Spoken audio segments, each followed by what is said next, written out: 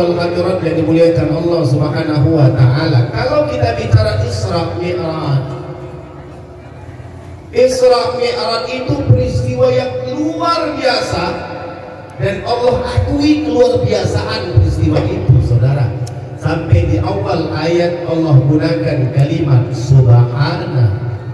Yang belajar grammar bahasa Arab dia akan ngerti kalimat subhana itu kalimat isim ta'ajjub, kalimat yang menyatakan sesuatu yang luar biasa. Kita kalau lihat sesuatu yang luar biasa, masya Allah, kita bilang subhanallah. Subhanallah, ibu udah sehat dari sakit, udah nyangka sakitnya sudah kronis sembuh, subhanallah. Masya Allah, bapak ini udah lama gak ketemu, dulu kurus betul, sekarang ketemu sudah gemuk, subhanallah. Dulu susah, sekarang kaya, subhanallah. Apalagi sesuatu yang disebutkan subhanallah oleh Allah, pastilah sesuatu yang lebih dahsyat daripada itu. Maka Allah awali kalimat itu dengan kalimat subhana. Subhana, luar biasa engkau ya Allah, maha suci engkau ya Allah.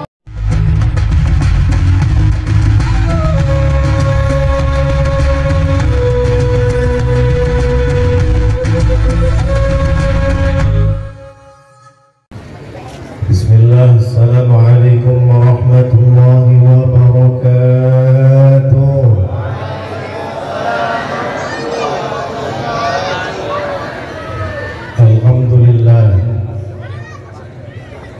Alhamdulillah wa kafa wassalatu wassalamu ala rasulihil mustafa.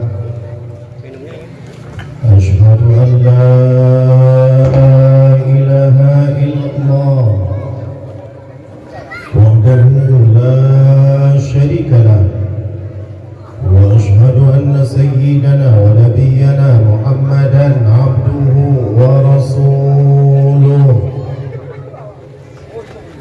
اللهم صل وسلم على سيدنا محمد مفتاح باب رحمة الله عدد ما في علم الله صلاة وسلاما دائمين بدوام ملك الله وعلى آله وصحبه عدد كل ذرة ألف مرة. أما بعد، قال الله سبحانه وتعالى في القرآن الكريم: بسم الله الرحمن الرحيم.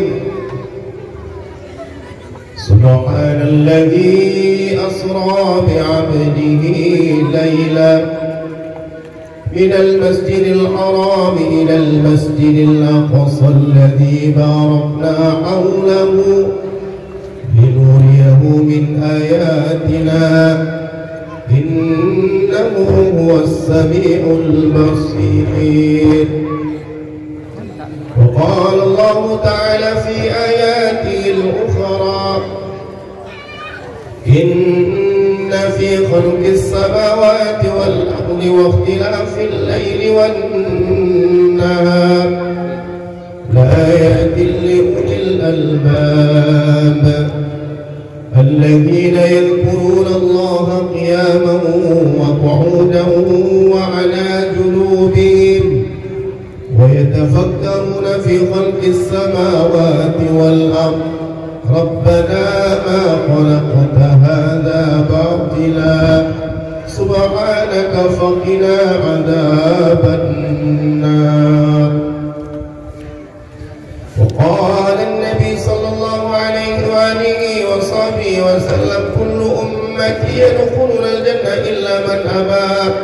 قالوا: يا رسول الله ومن يأبى؟ قال: من أطاعني دخل الجنة ومن عصاني فقد أبى، أو كما قال النبي صلى الله عليه وآله وصحبه وسلم. Yang sampai kita muliakan para alim ulama, para masyayikh, mungkin ada para habaib, wabil khusus yang hadir bersama kita seluruh pengurus Badan Kenajian Masjid Al-Huda. Yang sampai kita muliakan para asatidz. Hadir bersama kita Ustadz Muhammad Hendro, juga Ustadz Lubis selaku pengurus FKSMM, Forum Komunikasi Silaturahim Masjid dan Musalla. Pimpinan Pondok Pesantren Mahabbatul Quran Ustadz Mustafa, seluruh aparatur pemerintah hadir bersama kita yang mewakili Bapak Kepala Desa. Kita doakan Bapak Kepala Desa disehatkan oleh Allah, amin. Ya Allah, pelihara beliau ya Allah, sembuhkan sakitnya ya Allah, tutup aibnya ya Allah, mudahkan hajatnya ya Allah. Anta syafi la shifaan illa shifa'uk, shifaan la yughadiru saqama wa la alama, ishfihi min maradihi, ishfihi min maradihi ya Allah ya Rabbal alamin. Seluruh Bapak Ibu, para santri, saudaraku, orang-orang tuaku yang dimuliakan Allah Subhanahu wa ta'ala, mari kita bersyukur kepada Allah. Saudara, Allah Subhanahu wa ta'ala pilih kita duduk sejenak, berfikir, merenung, muhasabah diri, introspeksi diri, mengingat Allah, bersolawat kepada Rasulullah. Pastilah apa yang kita lakukan hari ini merupakan perbuatan yang membuat Rasulullah senyum, saudara. Pastilah apa yang kita lakukan hari ini merupakan aktivitas yang mengundang kasih sayang Allah, yang mengundang ampunan Allah. Bahkan Rasul jauh hari memberikan jaminan kepada kita, orang-orang yang duduk dalam majelis semacam ini, yang zikir kepada Allah, yang bersalawat kepada Nabi, yang mengagungkan Allah. Rasul katakan, man intaqala fi ta'allumil ilmi ghufira lahu qabla an yahtu. Siapa saja orangnya, kata Rasulullah, yang hadir dalam majelis-majelis semisal ini, maka Allah sudah ampunkan dosa-dosa mereka sebelum lagi mereka melangkahkan kaki mereka. Takbir! Allahu Akbar! Selamat Bapak Ibu Anda dan siapapun kita, apapun status sosial kita, pulang kita membawa ampunan Allah Subhanahu wa ta'ala. Bahkan disebutkan dalam Riyadhus Shalihin yang ditulis oleh Al-Imam An-Nawawi, ada satu hadis sahih, Rasulullah menceritakan kemuliaan orang-orang yang duduk dalam majelis semisal ini. Sampai ada seorang sahabat ketika Rasulullah paparkan kemuliaan-kemuliaan majelis semisal ini, saudara, mendapatkan ampunan dari Allah, jaminan kemuliaan, ketenangan, keindahan, kebahagiaan. Sampai kata Nabi, ada seorang yang hadir semisal majlis ja'ali hajah, datangnya bukan untuk ngaji, datangnya bukan untuk majlis, datangnya bukan untuk mendengarkan ilmu-ilmu akhirat, berita-berita dari langit, tapi ja'ali hajah. Kata Nabi, itu ada orang yang datang untuk satu keperluan saja, mungkin intel, atau mungkin memata-matai, atau mungkin ingin mengumpulkan informasi. Saking mulianya majelis itu, Nabi katakan termasuk orang yang semacam itu pun diampunkan oleh Allah Subhanahu wa ta'ala, karena mereka menggabungkan diri kepada satu majelis yang di sana yang hadir mendapatkan ampunan Allah Subhanahu wa ta'ala. Maka tadi yang mewakili Ustaz Johan tadi, Johan ya, mewakili aparatur pemerintah, bersyukur kita dukung majelis semacam ini, pasti kita mendapatkan kemuliaan yang besar dari Allah, bukan hanya akhirat tapi dunia dan akhirat. Amin ya Rabbal alamin. Ya Allah, kami minta kepada Allah dengan keberkahan para ulama, para masyayikh, para hafidul Quran, orang-orang yang lisannya basah bersolawat, kemuliaan orang-orang salihin, bapak maupun ibu, kami minta kepada-Mu ya Allah, siapapun kami yang hadir dalam majelis ini, jangan Kau pulangkan kami kecuali telah mendapatkan ampunan-Mu ya Allah. Siapapun kami yang punya masalah, selesaikan masalah kami ya Allah. Siapapun kami yang punya hajat, tunaikan hajat kami ya Allah. Siapapun kami yang punya penyakit, sembuhkan penyakit kami ya Allah. Yang punya cita-cita, tunaikan cita-cita kami ya Allah. Yang punya hutang, bayar hutang kami ya Allah. Jadikan akhir kehidupan kami ya Allah husnul khatimah, amin ya rabbal alamin. Bapak Ibu hadirin wal hadirat yang dimuliakan Allah Subhanahu wa taala, kalau kita bicara Isra Mi'raj, Isra Mi'raj itu peristiwa yang luar biasa dan Allah akui keluar biasaan peristiwa itu, saudara. Sampai di awal ayat Allah gunakan kalimat subhana. Yang belajar grammar bahasa Arab dia akan mengerti kalimat subhana itu kalimat isim ta'ajjub, kalimat yang menyatakan sesuatu yang luar biasa. Kita kalau lihat sesuatu yang luar biasa, Masya Allah, kita bilang subhanallah. Subhanallah, ibu udah sehat dari sakit, udah nyangka sakitnya sudah kronis, sembuh, subhanallah. Masya Allah, bapak ini udah lama gak ketemu, dulu kurus betul, sekarang ketemu sudah gemuk, subhanallah. Dulu susah, sekarang kaya, subhanallah. Apalagi sesuatu yang disebutkan subhanallah oleh Allah, pastilah sesuatu yang lebih dahsyat daripada itu. Maka Allah awali kalimat itu dengan kalimat subhana. Subhana, luar biasa Engkau ya Allah, maha suci Engkau ya Allah. Alladzi, yang dianya Allah asra, memperjalankan bi'abdihi, hambanya. Kalimat kalau sudah kalimat bi'abdi disebutkan di sana, berarti Nabi diberangkatkan bukan ruhnya, tapi ikut pula jasadnya, bukan hanya ruh, ikut jasad. Kalau Nabi berangkat dengan ruh, tidak ikut jasad, tak heran orang di kala itu. Tapi Nabi berangkat ruh dan jasad. Subhanallah, luar biasa alladzi asra, yang telah memperjalankan bi'abdi, hambanya baginda Nabi kita Muhammad sallallahu alaihi wa alihi wa sahbihi wasallam, lailan, kita baca dalam tafsir lailan itu ay taqlilul muddah, masanya sangat singkat, sementara perjalanan yang dilakukan sangat jauh, saudara. Minal masjidil haram ilal masjidil aqsa, perjalanan dari Masjidil Haram Makkah Al-Mukarramah menuju Masjidil Aqsa Palestin. Bukan hanya itu, terus naik ke langit 1, 2, 3, 4, 5, 6, 7 sampai ke Sidratul Muntaha.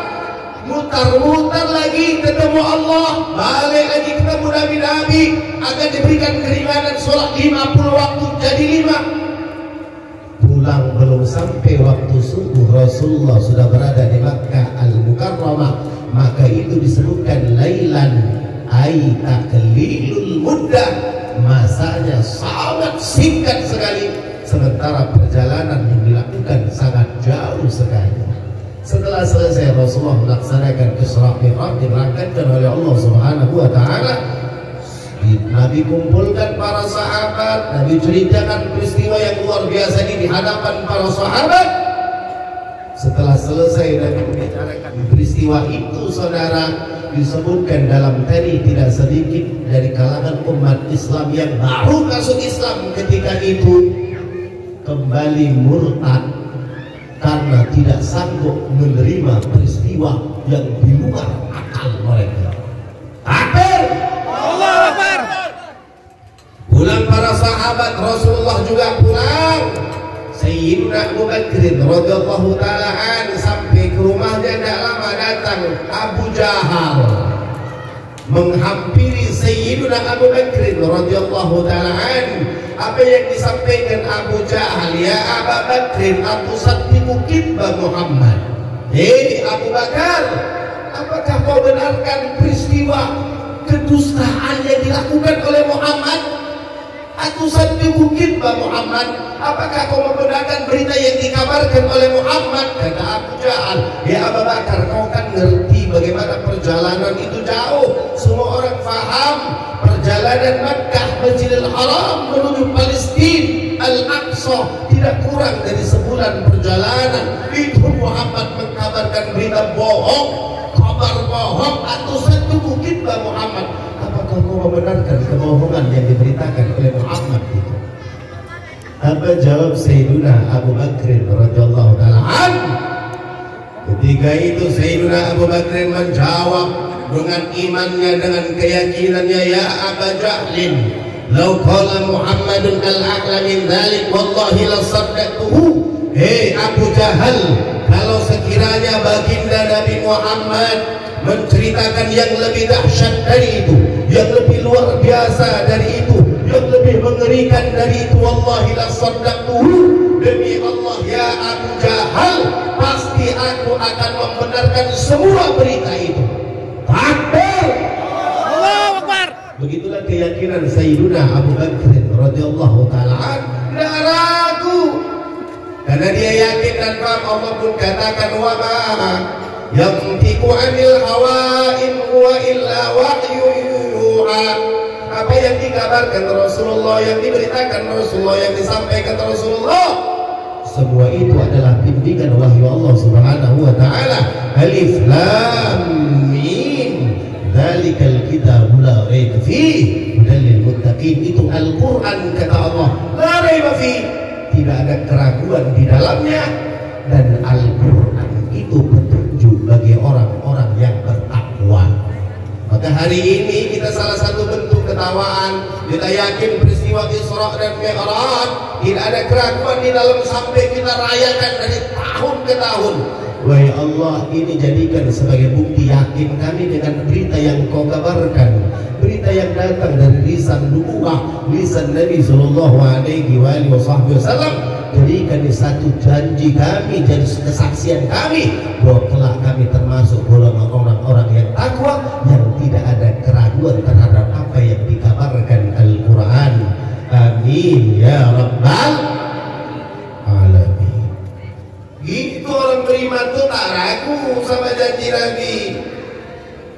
Maka orang beriman kalau dia itu perintah agama tak boleh ragu, amalkan. Meskipun datang cobaan sini berganti kanan kiri muka belakang, semua akan menghina kita. Nabi yang ingatkan kalau kita jaga agama, awal agama Nabi sebutkan, inna dina bada'a ghariban fasayarji'una ghariban fatuba lil ghuraba alladina yusli'una afsadan nas min ba'di min sunnati. Awal agama, kata Nabi, agama dianggap orang sebagai sesuatu yang aneh. Kembali nanti di akhir zaman akan terjadi sebuah keadaan orang-orang yang mengamalkan agama pun dianggap aneh, saudara. Takbir, Allahu Akbar. Dulu orang pakai cadar dianeh-anehkan, ninja, teroris. Sekarang diperintahkan semua orang, jangankan perempuan, laki-laki pun pakai cadar sekarang. Betul nggak? Betul nggak? Betul. Diputar balik situasi oleh Allah Subhanahu wa ta'ala. Allah, gampang Allah melihat, membuat situasi dan keadaan. Maka jangan pernah ragu dengan janji Allah. Nabi sudah ingatkan, inna dina bada ghariban, awal agama dianggap orang agama sebuah hal yang aneh. Fasayarji'una ghariban, nanti di akhir zaman kembali orang yang mengamalkan agama dianggap aneh. Fatuba lil ghuraba, tapi beruntung orang yang dianggap aneh. Siapakah mereka? Kata Rasulullah, alladzina yuslihuna afsadan nas min ba'di min sunnati. Mereka-mereka yang mengembalikan amalan agama yang telah ditinggalkan oleh umat, mereka amalkan dalam kehidupan mereka. Mereka itu orang aneh, kata Nabi, tapi mereka itu orang yang beruntung. Senang kita dianggap orang aneh, tapi aneh yang baik. Ini kan aneh ibu-ibu jam sekian ini kan enak istirahat tidur, ngorok ganjes kan enak jam gini, nonton ngopi minum tua kan enak jam gini. Tapi kita didudukkan Allah Ta'ala, ini kan satu keanehan. Tapi beruntunglah kau berada dalam satu keanehan semacam ini. Kau kembalikan sunnatul nubuwah, kau kembalikan sunnah-sunnah Rasulullah yang sudah hampir ditinggalkan oleh umat. Bahkan bukan hanya sekedar ditinggalkan, bahkan di akhir zaman semisal sekarang ini, kebaikan kemudian justru diputar balikan menjadi sebuah hal yang dianggap tidak jelek dan kotor, saudara. Kafir.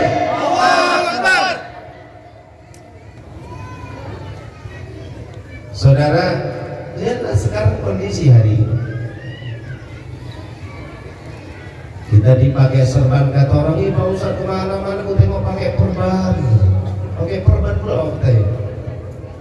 Paling sorban. Kita nggak marah, aku bilang aja perban nenek kau, aku bilang. Itu sorban, aku bilang perban. Dia nggak sadar. Padahal yang mencontohkan sorban itu Rasulullah. Tidak apa-apa nggak pakai sorban, nggak berdosa.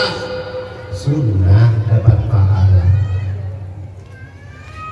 Oh aneh. Pakai jenggot sunnah, nggak apa-apa nggak pakai jenggot, nggak berdosa.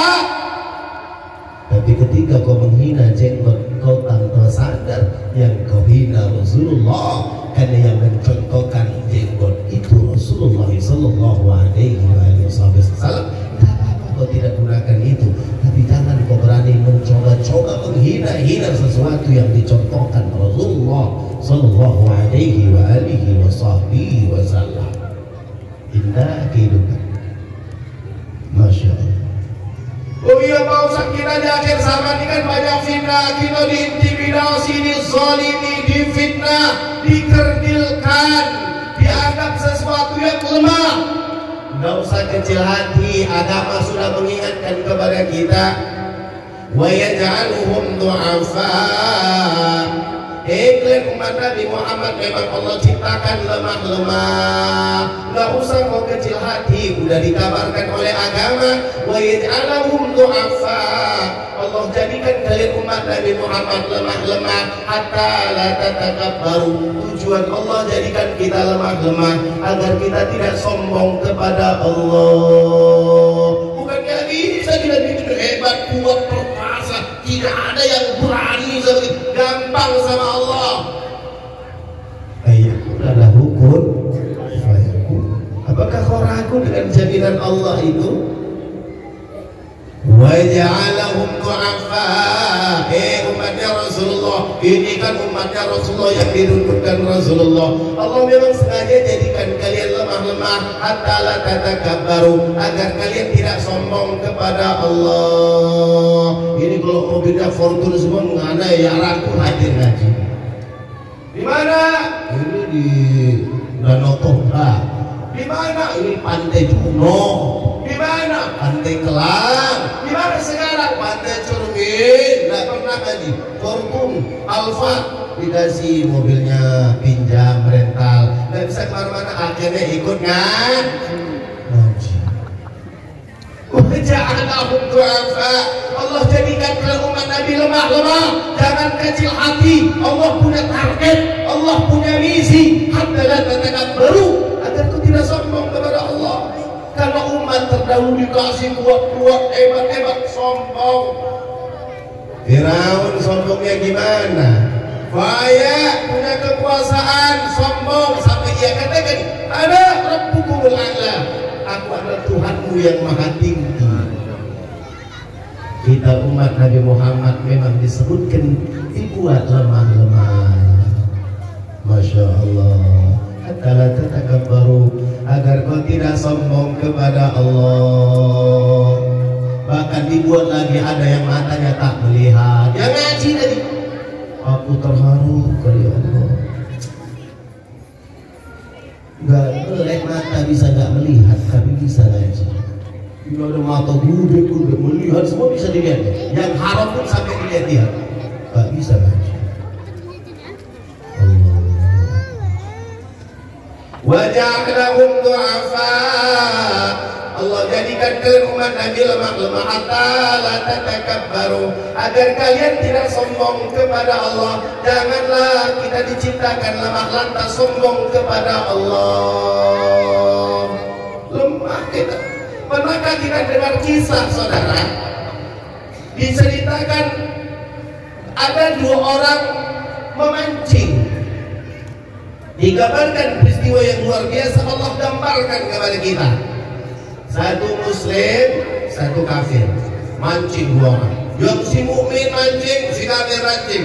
Pas si mukmin mancing, diletakkan pancing di kolam atau di tempat pemancingan atau di sungai atau dimanapun, sama pendekatan dengan si kafir. Yang pancing si muslim disenggol-senggol ikan.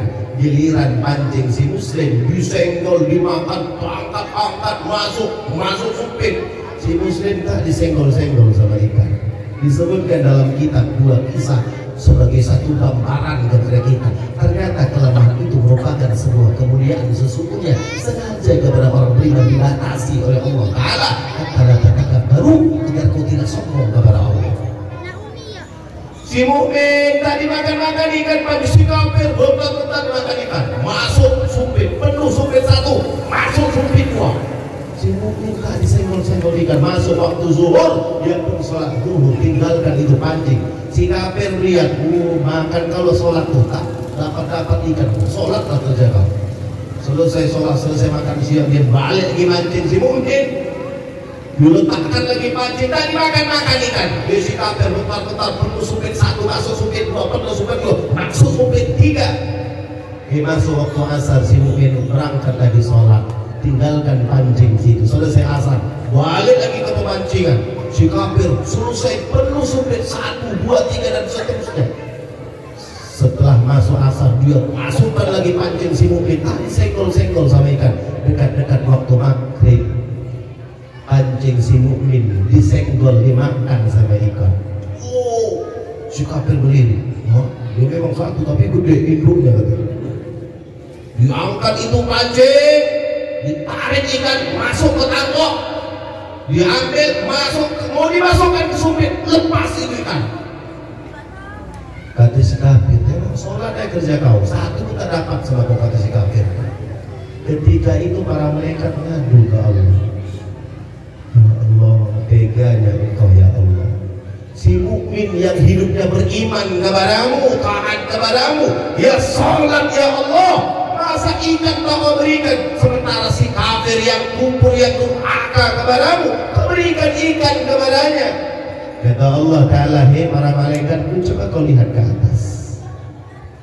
Para malaikat melihat ke atas, ya Allah, untuk siapakah ini Allah bukakan kenikmatan surga yang luar biasa. Mala ainun ra'at wala udhunun sami'at wala khatra ala qalbil bashar. Kenikmatan yang tidak pernah dilihat oleh mata, tidak pernah didengar oleh telinga, tidak pernah terlintas dalam hati. Kata para malaikat, untuk siapa ini nikmat surga ini ya Allah?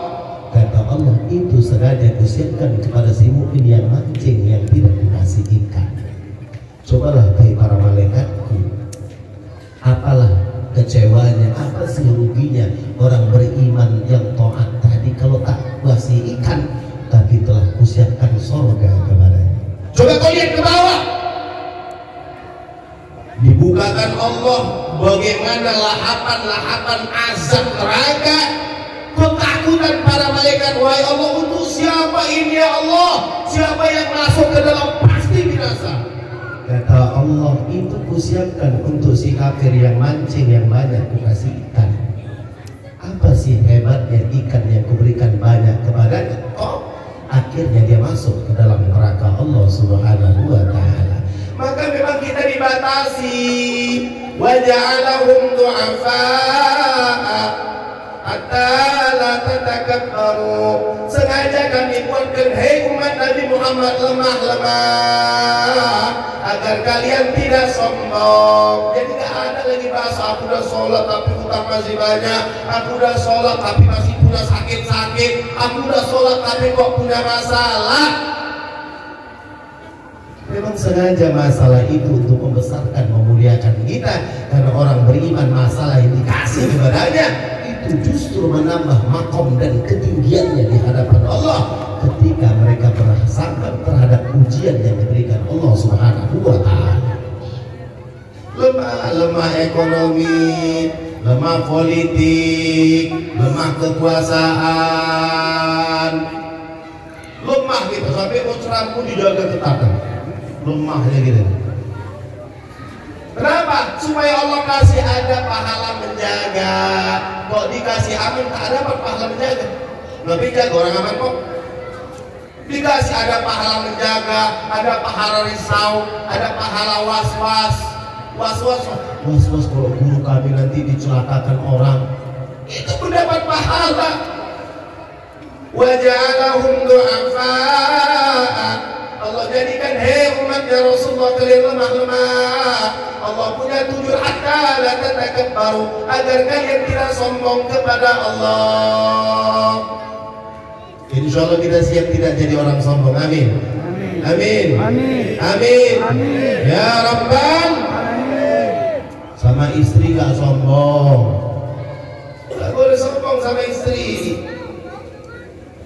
Inna min akmalil mu'minina imanan ahsanuhum khuluqa wa antufuhum ala imra'atin. Sesungguhnya orang yang paling sempurna iman di antara kamu adalah orang yang paling sempurna akhlaknya dan orang yang paling lembut kepada istrinya. Nah, lembut sama istri. Suka ibu kalau bilang gini kan, terus mau terus. Pas kamu ini kau harapkan kau sedih apa lebih parah kali. Kita para laki-laki yang diperintahkan tadi untuk lembut sama istri. Itu perintah Rasulullah, perintah dari kalam yang suci Rasulullah. Berlemah lembutlah kau kepada istri. Jadi kalau kita lembut sama istri, mau nambah gampang.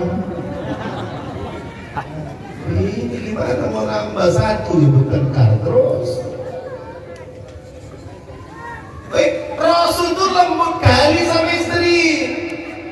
Jangan cuma kok enggak, terbukti dalam banyak riwayat, banyak hadis, banyak hadis bagaimana kelembutan baginda Nabi Muhammad sallallahu alaihi wasallam. Sampai disebutkan dalam dari satu hari Aisyah radhiyallahu taala minum. Selesai Sayyidatuna Aisyah radhiyallahu taala minum, kemudian Rasul datang, Nabi ambil itu gelas. Ya Aisyah, tadi kau minum dari bibir gelas sebelah mana? Kata Rasulullah. Ya Aisyah, kata Rasul, tadi kau minum dari bibir gelas sebelah mana? Aisyah radhiyallahu taala katakan, ya Rasulullah SAW, aku tadi minum dari bibir gelas sebelah sini. Nabi ambil itu gelas, Rasul katakan, aku minum dari situ juga. Kata Rasulullah. Bagaimana lembutnya rumah tangga Nabi SAW, padahal istrinya 9, ini satu aja begini. Subhanallah, lembutnya Rasulullah kepada istri. Ini bukan canda, memang akhlak Nabi semacam itu. Nabi pernah bilang janji sama istri, disebutkan dalam riwayat. Kata Nabi, besok istri yang paling kucintai ku berikan hadiah cincin. Semua istri Nabi mengatakan, mudah-mudahan akulah yang dapat cincin itu. Akulah orang. Semua istri Nabi merasakan pengen, akulah yang dapat cincin itu. Tanpa tahu satu dengan yang lain para istri Nabi, semua istri Rasulullah diberikan cincin yang sama. Semua istri Nabi mengatakan, ternyata akulah yang paling dicintai Rasulullah. Indahnya rumah tangga baginda Nabi Muhammad sallallahu alaihi wasallam. Pernah kita kayak gitu Pak? Sama istri minum dari mana? Tadi diminum dari sebelah mana? Itu bibir gelas sebelah mana? Pernah gak kita kayak gitu? Pernah Bu? Masih hidung kan ini? Pernah kak? Kalaupun pernah lain motifnya. Dede tadi kau minum dari gelas sebelah mana? Sebelah sini Bang, diputar malas sudah situ kan? Oh kali bulan kau juga. Rumah tangga dan inna min akmalil mu'minina imanan ahsanuhum khuluqa Orang yang paling sempurna iman di antara kamu adalah orang yang paling sempurna akhlaknya. Wal tufu ala imraati, dan orang itu lembut kepada istrinya. Lembut. Ini kita kadang lembut, burung buat teh manis saja kayak di warung. Dek, cepat ya teh manis ya. Teh manis bikin banyakkan gulanya, cepat sedikit. Belakang, gula habis woi. Kayak di warung rumah tangganya. Tapi Nabi katakan wa'al tufuhum ala imraati, orang yang sempurna iman di antara kamu, Rasulullah katakan adalah orang yang paling lembut kepada istrinya. Ketika kita berlemah lembut kepada istri, sadar kita adalah orang yang terbaik. Apa yang digambarkan baginda Nabi Muhammad sallallahu alaihi wa alihi wasallam. Kita memang dibuat lemah-lemah. Para istri, jangan kau kecil hati. Suamimu dibuat lemah. Tak semua keinginanmu diberikannya. Tapi kita harus sadar, memang itu gambaran kehidupan.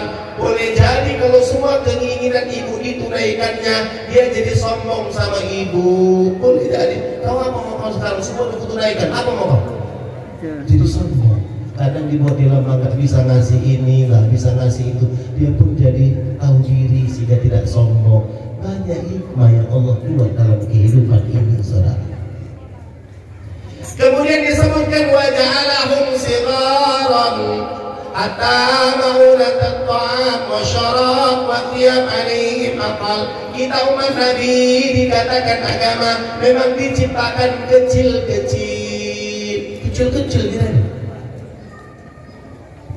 Kami di Yaman Bapak Ibu setahun ziarah Nabi Allahun itu 2 kali di Yaman.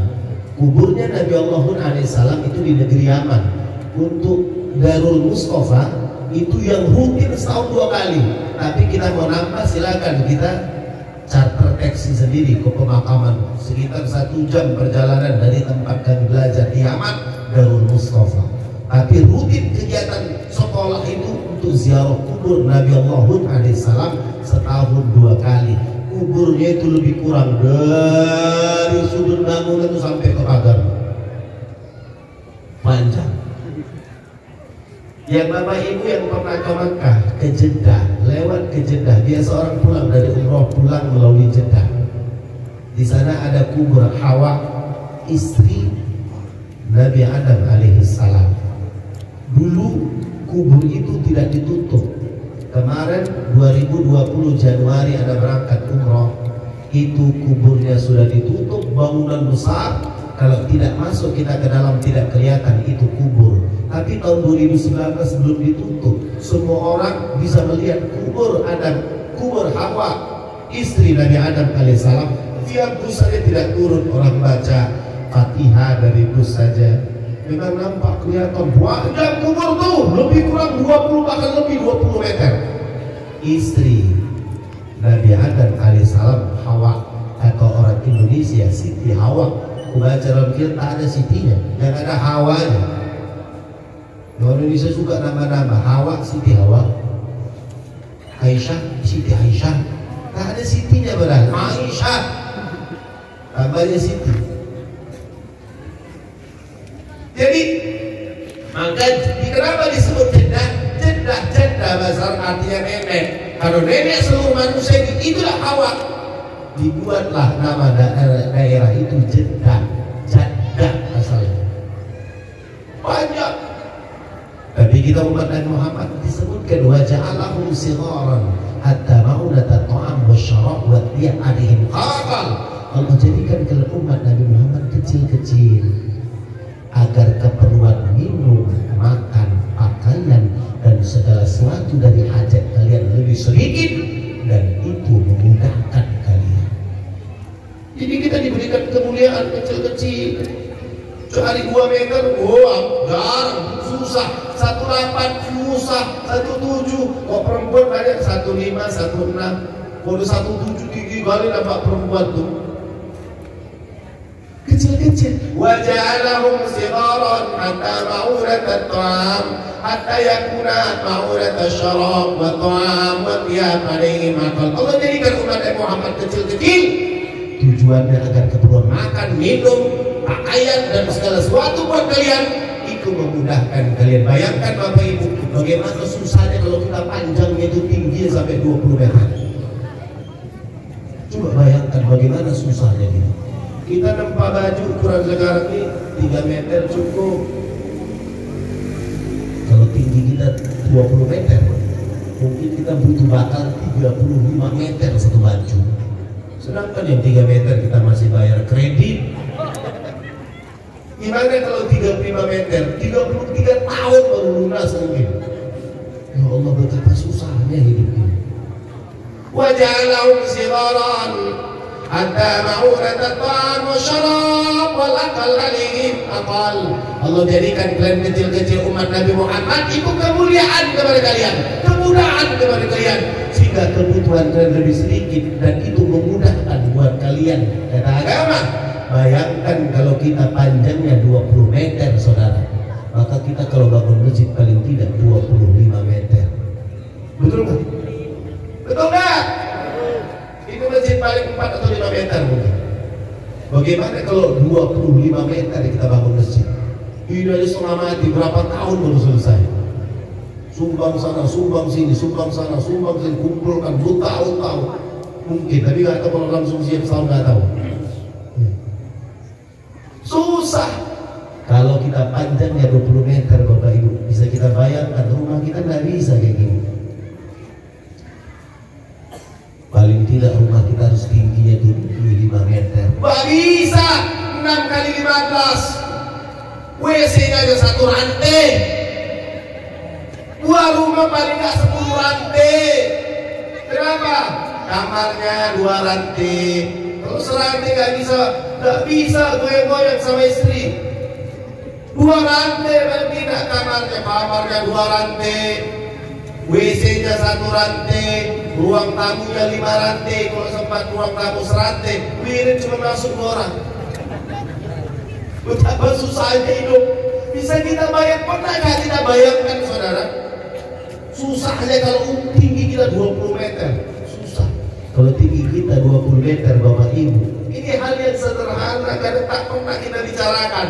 Para agama mengatakan Allah ciptakan kalian umat Nabi Muhammad kecil-kecil, Allah punya tujuan supaya makan kau lebih sedikit, pakaianmu lebih sedikit, minummu lebih sedikit, segala sesuatu lebih mudah. Itu memudahkan hidupmu.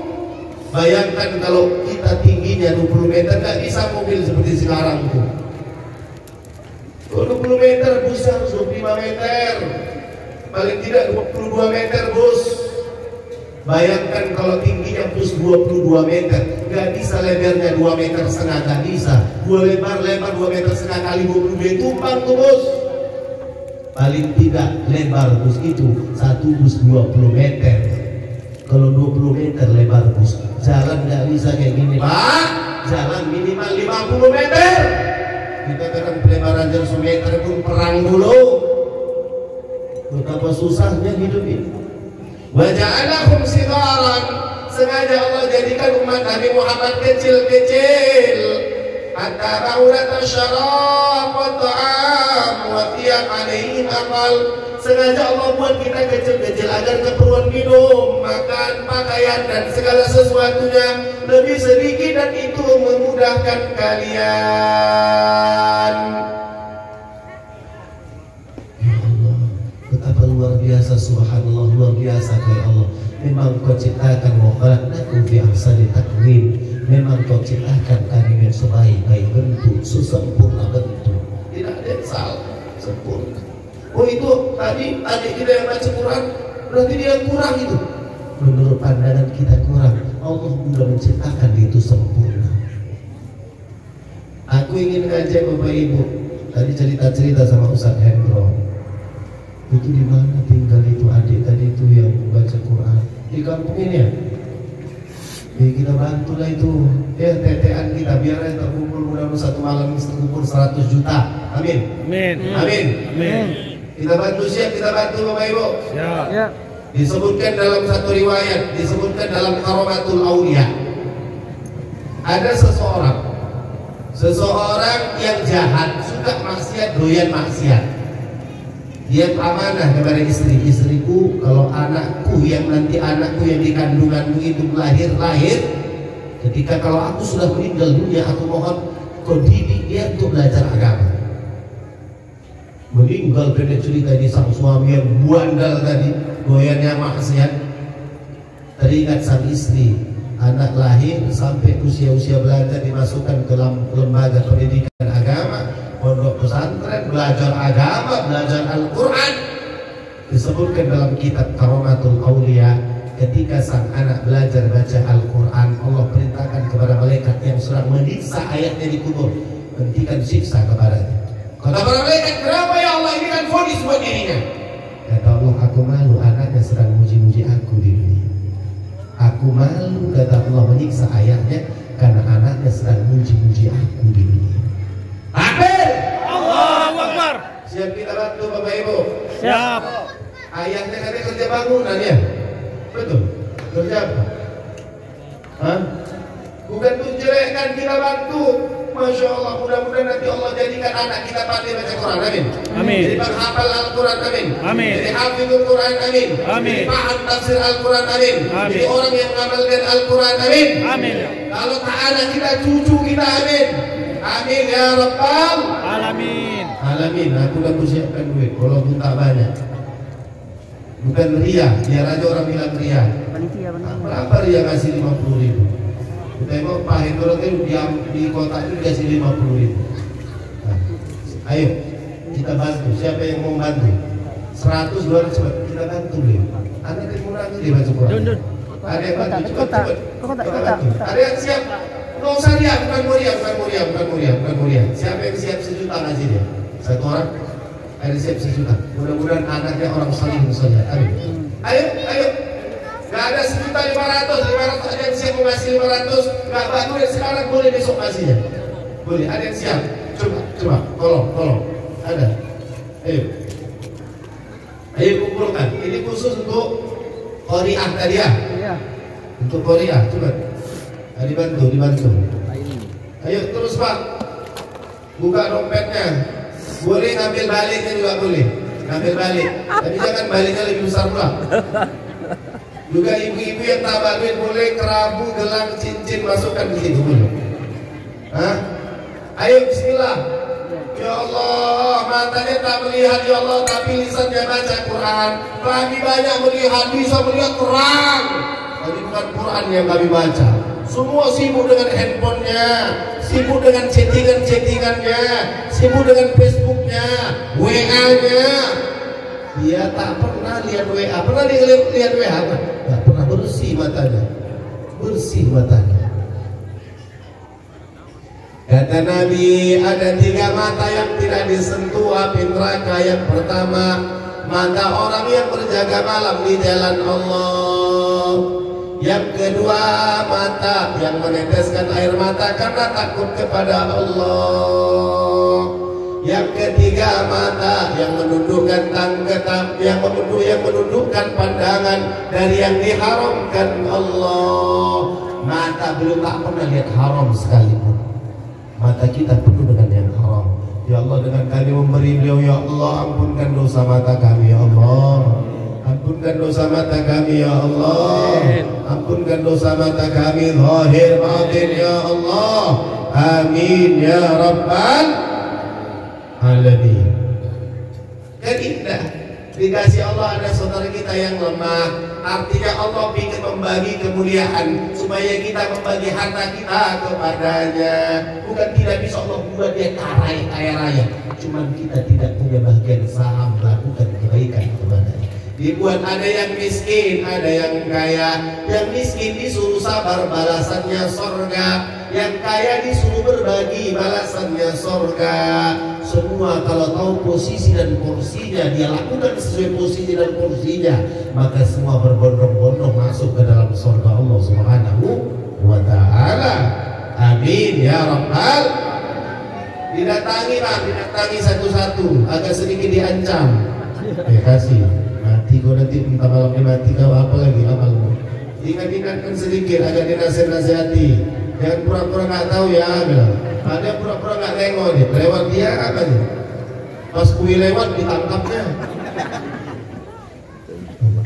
Ayo bantu, kita bantu dia. Aku nggak kenal dengan dia, dia saudara kita, orang beriman. Lisannya membaca Al-Quran. Kita berharap ya Allah, jadikan keturunan kami orang-orang yang cinta kepada Al-Quran. Amin ya Rabbal Alamin. Bahkan disebutkan waja'ala umrum qasiran hatta takuna dhunubuhum aqal. Sambil jalan terus kotanya, Allah jadikan umat Nabi Muhammad memang umurnya pendek-pendek. Memang itu programnya Allah, agar apa? Hatta yakuna dhunubuhum aqal, agar supaya dosa kita lebih sedikit kepada Allah. Nabi Adam umurnya 1050 tahun, Nabi Nuh umurnya 950 tahun, ada nabi-nabi yang 500 tahun, ada yang 200 tahun. Tapi baginda Nabi Muhammad 63 tahun.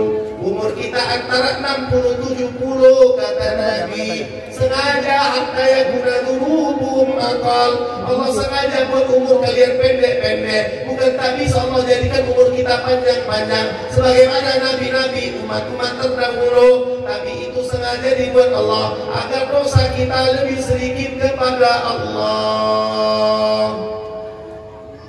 Makanya udah umur pendek, jangan buat dosa. Umur sengaja dibikin pendek supaya dosa tidak banyak.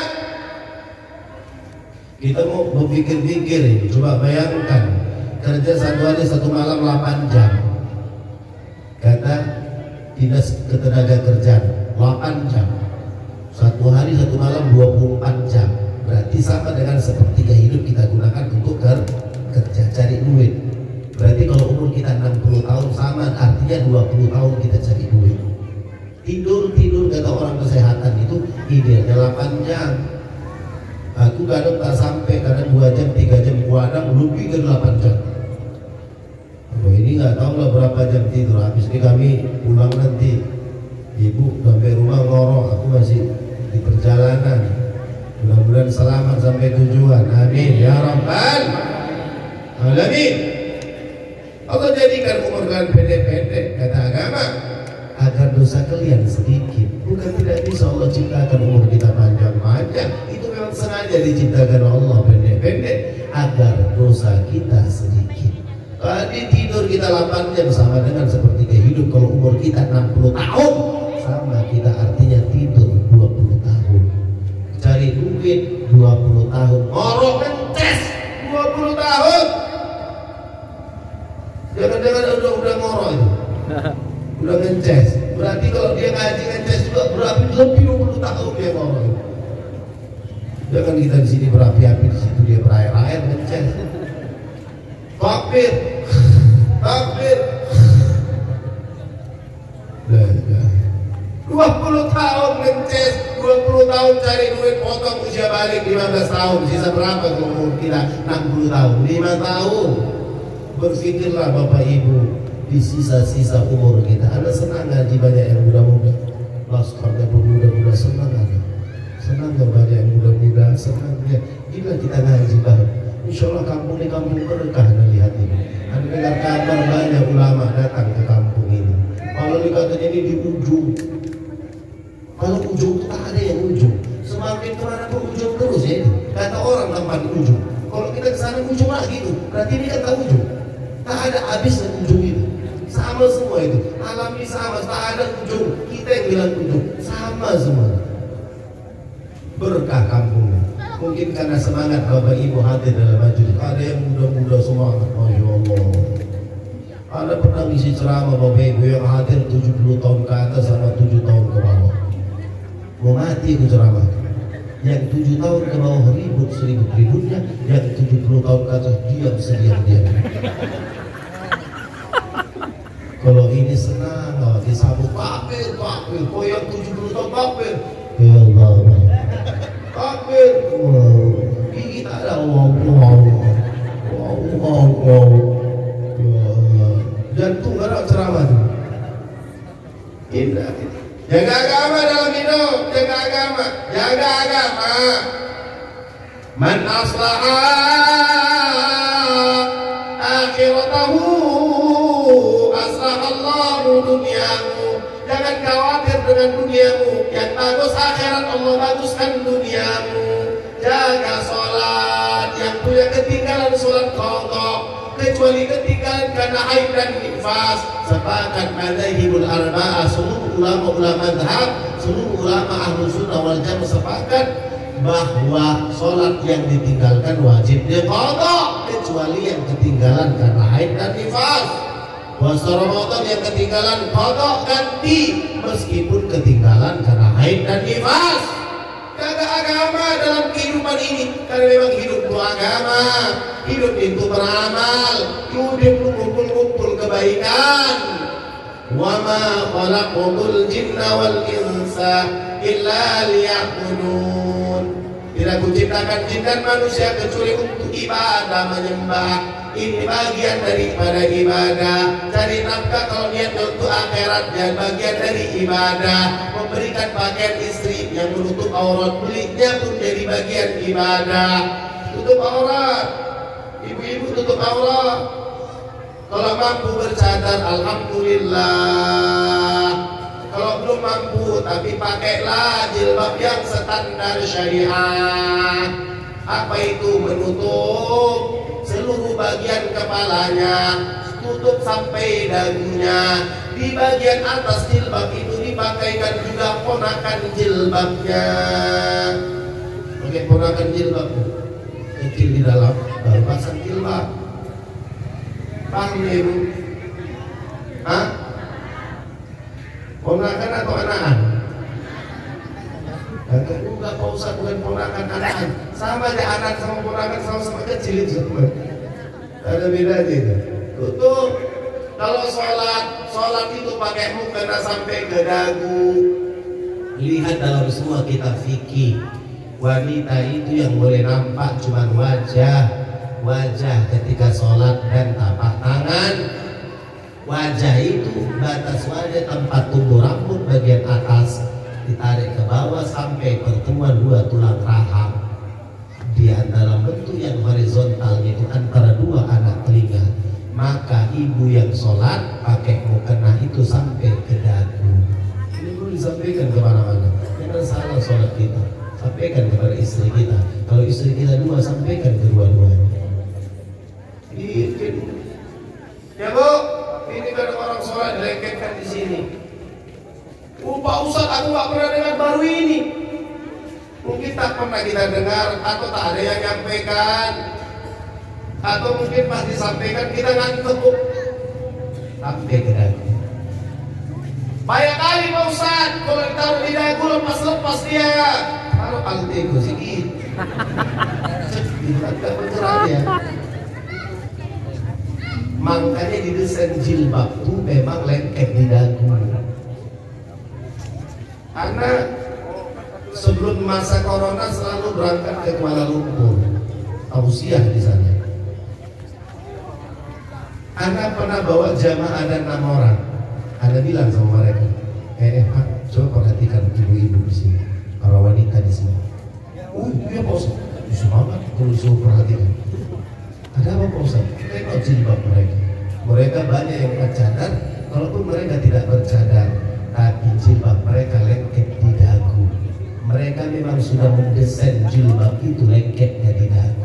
Ada di bagian dagu ini kain yang disambungkan lengket di dagu. Ngertilah ibu-ibu itu, ngerti ya itu. Kita desainan kita jilbab Indonesia, kecuali orang nambah di jadinya kecil, ditambah di daerah dagu. Memang didesain lengketnya di sini di leher. Salah desain. Mungkin yang mendesain itu Cina itu betul. Tapi Anda lihat Malaysia itu hampir sulit kita cari orang mereka pakai jilbab yang didesain lengket di leher. Tapi mereka kalau tak bercadar, desainan jilbab mereka lengketnya di dagu. Karena itu sesuai dengan syariat. Sholatnya pun seperti itu. Coba baca kitab-kitab fikih bagaimana aturan aurat para wanita dalam sholat. Jelas Bapak Ibu? Sampaikan kepada istri. Jangan di sini. Nampak, tertutup jenggot. Jangan di sini tapi lengket di dagu. Ibu-ibu, lengket mukena itu lengket di desain, lengket di dagu. Kita kalau beli mukena ditambah, dijahitkan untuk lengket di dagu, dijahitkan yang rapi supaya ibadah kita sah, karena itu yang akan kita persembahkan di hadapan Allah Subhanahu. Jelas Bapak Ibu, sudah terkumpul di hidung. Pak Bayi mau susu apa Pak? Mudah-mudahan nilainya bisa samakan aja. Umroh, amin. Amin. Amin. Amin. Ya Rabbal Alamin. Jaga agama dalam. Jangan maksiat.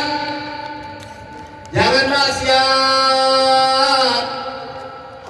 Sesungguhnya orang yang paling takwa di antara kamu, kata Nabi, adalah orang-orang yang menjaga diri dari yang diharamkan Allah. Jangan kau lebih asyik makan istri orang dari istrimu. Disebutkan oleh para ulama, ketika kau memandang istri orang lebih asyik daripada memandang istrimu, kau tidak akan pernah merasakan keindahan rumah tangga. Coba kau bagi umat ini Bapak Ibu, apa yang kurang dari rumah tangga kita ya? Dek, rasanya ekonomi kita cukup. Macamnya kau pun tak jelek-jelek amat, cantik ku tengok. Abang pun ku tengok ganteng. Tapi kok macam kita kurang harmonis. Mungkin ada yang cacat dari kehidupanmu. Kau lebih asyik memandang yang haram dari yang halal. Disebutkan oleh para ulama, kau tidak akan pernah merasakan keindahan berumah tangga kalau kau lebih asyik memandang istri orang daripada istrimu, kalau kau lebih asyik memandang suami orang daripada suamimu. Sampai kematianmu tak pernah kau rasakan keindahan dalam rumah tangga. Amin. 1.375.000 baru ini yang bisa kami berikan kepada adik tadi. Serahkan. Jangan pakai pesan ya, serahkan ya, nanti bisi-bisi. Nanti aku jumpa juga sama kau, dia katanya udah ada. Harus dikawan itu, nanti bisi-bisi dia. Ini uang muka ya dia katanya pula. Insya Allah barokah saudara kita, Masya Allah. Ya, terima Bu. Mudah-mudahan kita perhatian. Itu memang Allah yang bikin buat dia, bukan dia minta. Sebagaimana kita tak pernah minta sehat semacam ini. Bersyukurlah kita, Allah kasih sehat, dikasih peluang. Jaga maksiat dalam hidup. Jangan melakukan kemaksiatan. Allah akan berikan kebahagiaan kepada kita. Tundukkan pandangan dari yang haram. Coba bertahan ibu. Coba ibu, bapak, kita, saya dan kita semua sebagai istri dan sebagai suami, 40 hari ibu bapak tidak pandang haram. Insya Allah ibu memandang suami ganteng, maka bapak memandang istri cantik. Coba 40 hari, coba mulai dari hari ini. Mulai hari ini, coba mulai 40 hari tak kau pandang sesuatu yang haram. Kau para istri, kau para suami, tak kau pandang sesuatu yang haram, maka kau sangat indah memandang istrimu, kau sangat indah memandang suamimu. An-nadru sahmun min siamil iblis masmumun, wa man tarakaha makhafati abadaltu halawatan fi qalbi. Kalau kau tak pandang yang haram, jiwamu tenangkan Nabi. Pandangan itu merupakan anak panah teracun iblis. Orang yang menjaga pandangan dari yang diharamkan Allah berikan kepada orang itu keindahan dalam ibadah, kesejukan dalam ibadah. Kita kenapa pas ibadah tidak tenang? Pas buka Quran, kau langsung tapi pas buat TV nggak ada uang. Kenapa gitu? Kata ulama kita, karena yang pertama matamu lebih lama mandang yang haram dari yang halal.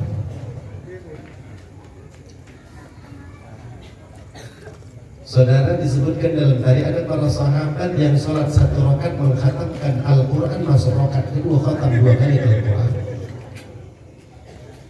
Disebutkan dalam tarikh, bahkan ada para sahabat yang sampai 7 kali mengkhatamkan Al-Quran dalam salat. Al-Imam Al-Fatih Muqaddam tadi disebutkan dalam tarikh, dia melakukan ibadah sampai wudunya sholat subuh dengan wudu isya yang tadi malam selama 40 tahun. Ketika selesai dia sholat isya, ya ibadah, zikir, sholat, ibadah tanpa terasa masuk waktu subuh. Itu dilakukan oleh Imam Abdullah bin Alawi Al-Haddad. 40 tahun dia sholat subuh dengan wudhu sholat isya. Al-Imam Al-Faqih Muqaddam Tsani disebutkan dalam tarikh 33 tahun sholat subuh dengan wudhu sholat isya. Pernyataan mereka disebutkan dengan banyak syair, dalam banyak riwayat, dalam banyak ungkapan. Sebab musabab yang pertama mereka tidak pernah makan haram, yang kedua mereka tidak pernah memandang sesuatu yang haram. Kalau itu kita lakukan, maka kita akan punya kekuatan. Ini kita mandang haram, makan yang haram, terbiasa dengan syubhat, terbiasa dengan yang riba, terbiasa dengan sesuatu yang haram.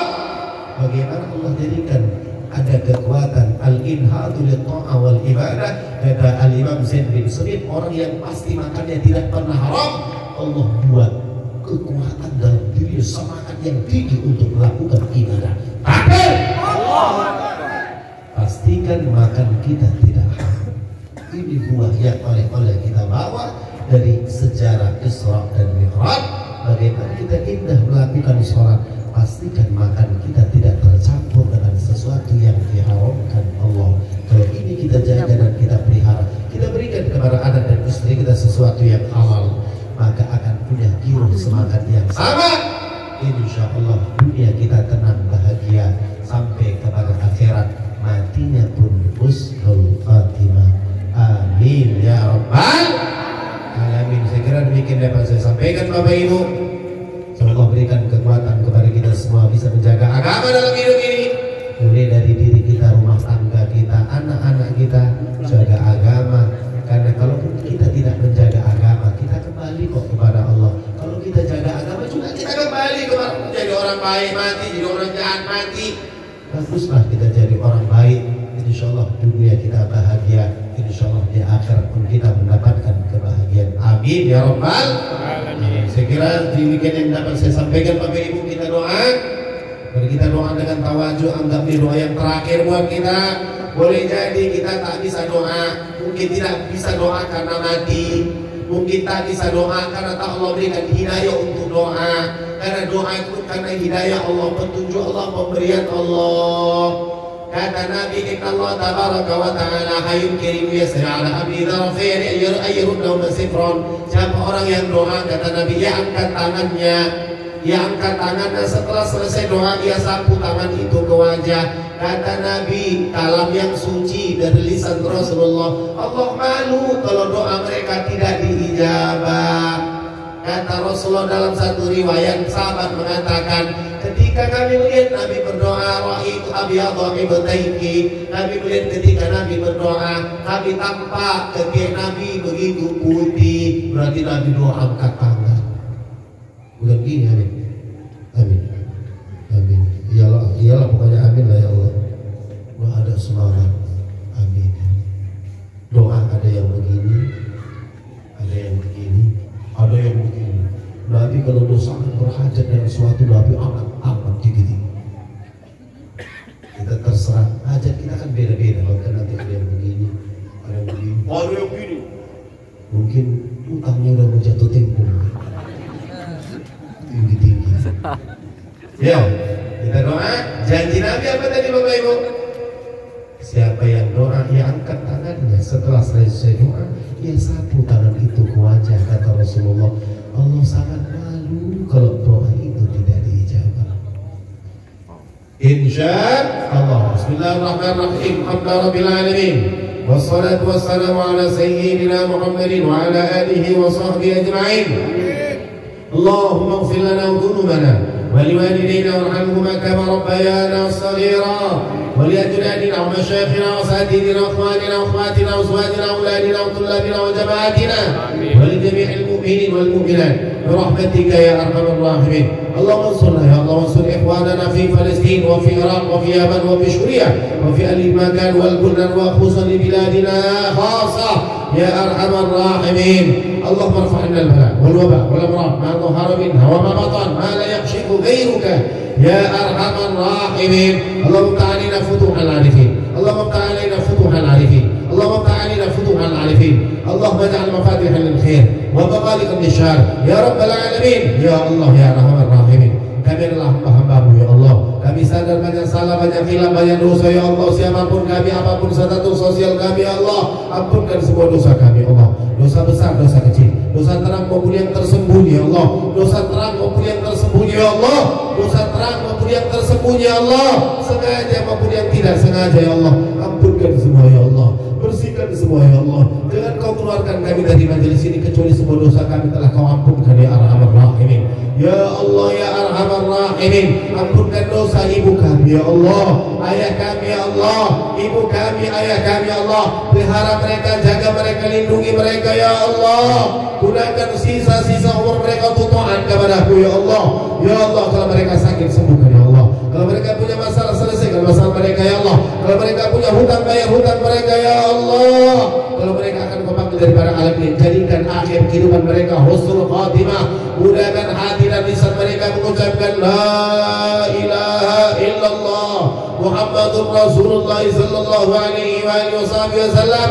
Ya Allah, ibu ayah kami yang sudah wafat ya Allah, masukkan iman-iman surga ke dalam kuburnya ya Allah. Masukkan iman-iman surga ke dalam kuburnya ya Allah. Pertemukan kami dengan ibu dan ayah anda kami bersama Rasulullah dalam surga-Mu ya Arhamar Rahimin. Ampunkan dosa guru-guru kami ya Allah.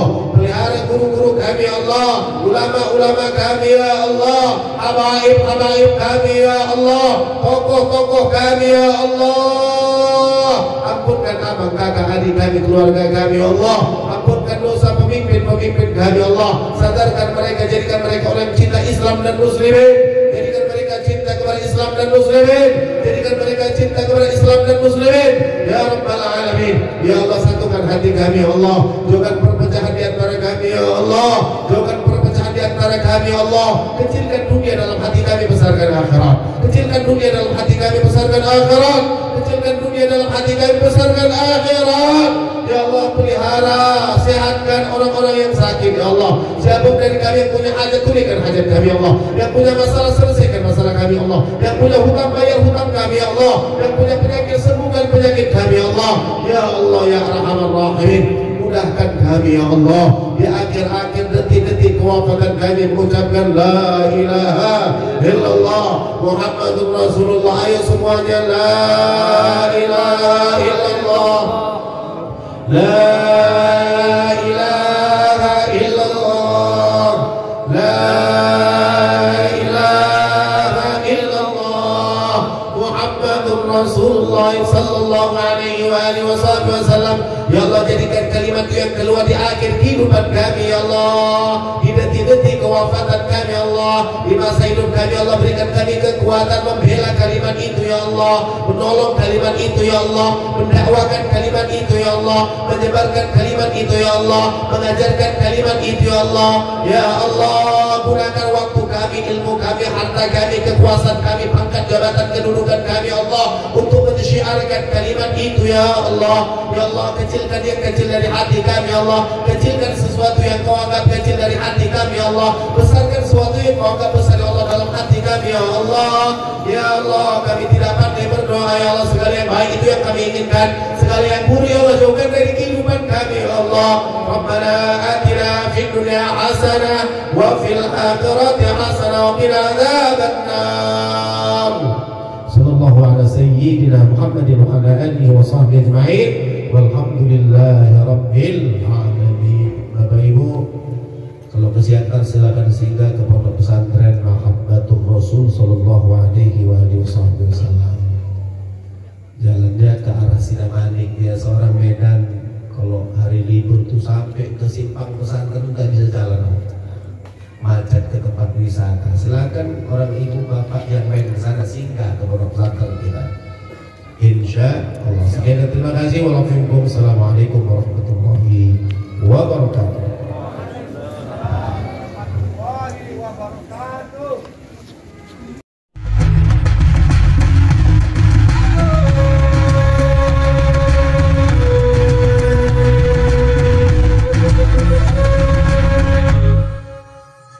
Lihat warna merah nih, tekan tombol subscribe.